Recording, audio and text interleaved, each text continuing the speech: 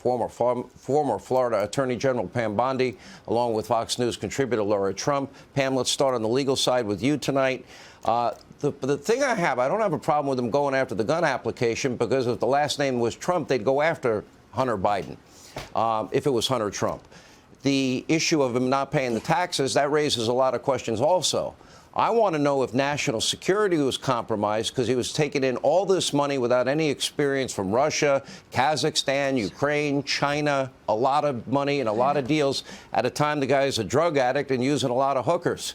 I'd like to know that aspect, and I'd like to know the connection to Joe, because Joe denied any knowledge of any of his foreign business dealings when, in fact, we know and have evidence that he had numerous meetings with many of Hunter's foreign business partners. And that's all been acknowledged now, Sean. And yes, it is a matter of national security. It's so important. Yet, they choose not to get a special prosecutor in this case. And now this new evidence that we know, very sad, by the way, and to digress for a minute, parents, you do have a remedy. Relatives, you do have a remedy. As a career prosecutor, you can civilly commit your relative or your child if you know they're doing drugs or alcohol to that extent.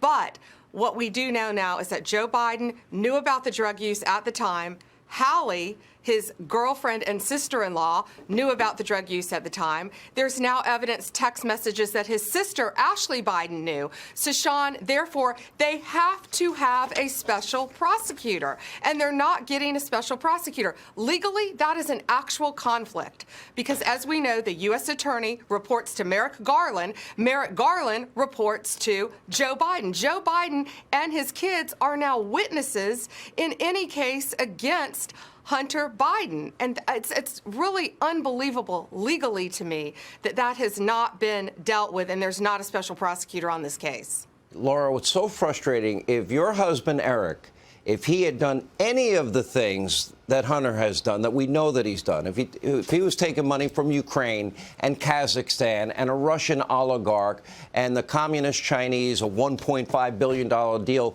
no experience in any of these businesses that they're doing these deals with, you know that by now he would be in jail. If it was Don Jr., he'd be in jail. If it was Ivanka Trump, she'd be in jail. That's the double standard. And by the way, to what extent is Joe Biden compromised because he knew all about these deals? And why is the FBI not going after the bigger picture here? Because that's far more important, whether or not he sold out his country, than the issue of his gun application that he lied on. Well, that's exactly right, Sean. And by the way, if it was my dog Charlie, he'd probably be in jail, too, if he did half of the things that we know that Hunter Biden has actually done. And you know what? It is so sad to hear that voicemail from Joe Biden. It's tragic. No one ever wants to see a family have to deal with an addict, someone who obviously, can't take care of himself.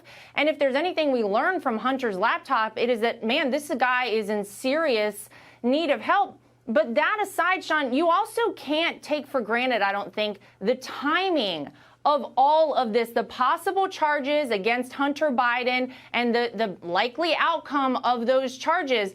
Biden's Department of Justice right now is doing everything possible to restore their reputation with the American people, to somehow justify the raid of a former president and possible political opponent's home that was unprecedented, that was unnecessary. And so I imagine that the FBI comms team cooked up this idea. They said, wait a minute, now's the time. We're going to go forward and possibly charge Hunter Biden with something, a slap on the wrist. And look, if anybody did anything wrong, of course they should be held to account. But Hunter's reckless personal behavior aside, Sean, you're exactly right. We want to get to the bottom of what happened with 10% for the big guy.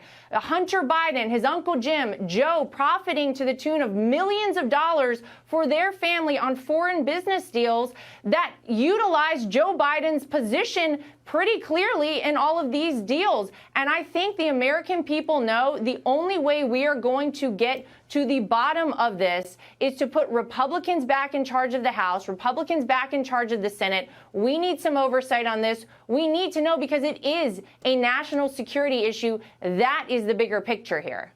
And we know damn well that the Communist Chinese and the Russians and every other foreign entity had full knowledge of Hunter Biden's drug use, using prostitutes, and every other awful thing that he was doing in his life. So clearly, they have compromising materials, to quote Adam Schiff's friend from Russia, on those things. Anyway, Laura, thank you, and Pam, thank you. Straight ahead.